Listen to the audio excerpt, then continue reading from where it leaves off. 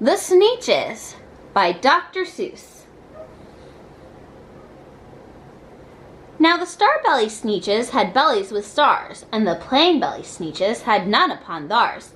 Those stars weren't so big, they were really so small, you might think such a thing wouldn't matter at all.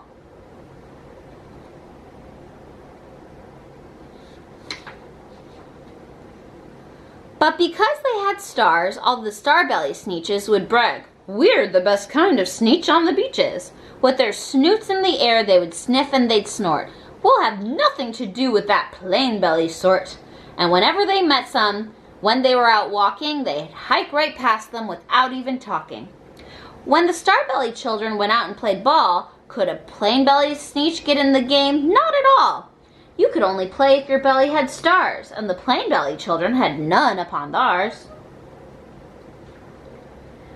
When the Star Belly Sneetches had Frankfurter roasts, or picnics, or parties, or marshmallow toast, they never invited the Plain Belly Sneetches. They left them out cold in the dark of the beaches.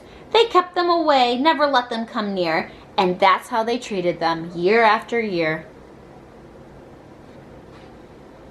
Then one day, it seems, while the Plain Belly Sneetches were moping and doping along on the beaches, just sitting there wishing their bellies had stars, a stranger zipped up in the strangest of cars. "My friends," he announced in a voice clear and keen, "my name is Sylvester McMonkey McBean. I've heard of your troubles, I've heard you're unhappy, but I can fix that. I'm the fix-it-up chappie.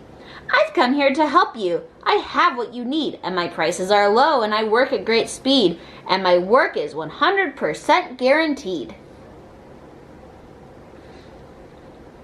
Then quickly, Sylvester McMonkey McBean put together a very peculiar machine, and he said, "You want stars like a Star Belly Sneetch? My friends, you can have them for $3 each. Just pay me your money and hop right aboard." And they clambered inside, the big machine roared, and it clonked and it bonked and it jerked and it burked, and it bopped them about, but the thing really worked.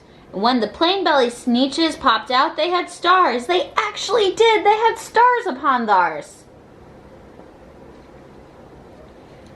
Then they yelled at the ones who had stars at the start, "We're exactly like you. You can't tell us apart.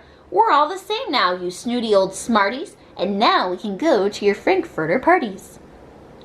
"Good grief," groaned the ones who had stars at the first. "We're still the best Sneetches, and they are the worst.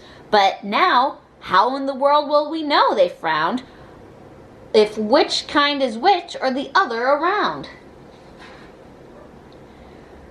Then up came McBean with a very sly wink, and he said, "Things are not quite as bad as you think. So you don't know who's who, that's perfectly true, but come with me, friends. Do you know what I'll do? I'll make you again the best Sneetches on the beaches, and all it will cost you is $10 eaches."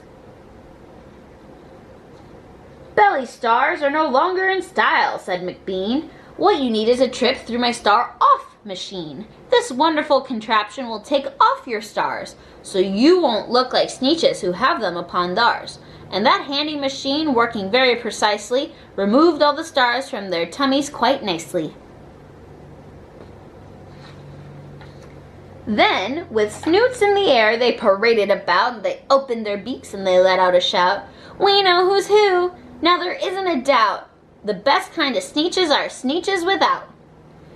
Then, of course, those with stars got frightfully mad. To be wearing a star now is frightfully bad. And then, of course, old Sylvester McMonkey McBean invited them into his star-off machine. Then, of course, from then on, you can probably guess, things really got into a horrible mess. All the rest of that day, on those wild, screaming beaches, the fix-it-up chappie kept fixing up Sneetches. Off again, on again, in again, out again. Through the machines, they raced round and about again, changing their stars every minute or two. They kept paying money, they kept running through, until neither the Plain nor the Star Belly knew whether this one was that one, or that one was one, or which one was that one, or who was who. And then, when every last cent of their money was spent, the fix-it-up chappie packed up and he went. And he laughed as he drove in his car up the beach. They never will learn. Nope, You can't teach a Sneetch.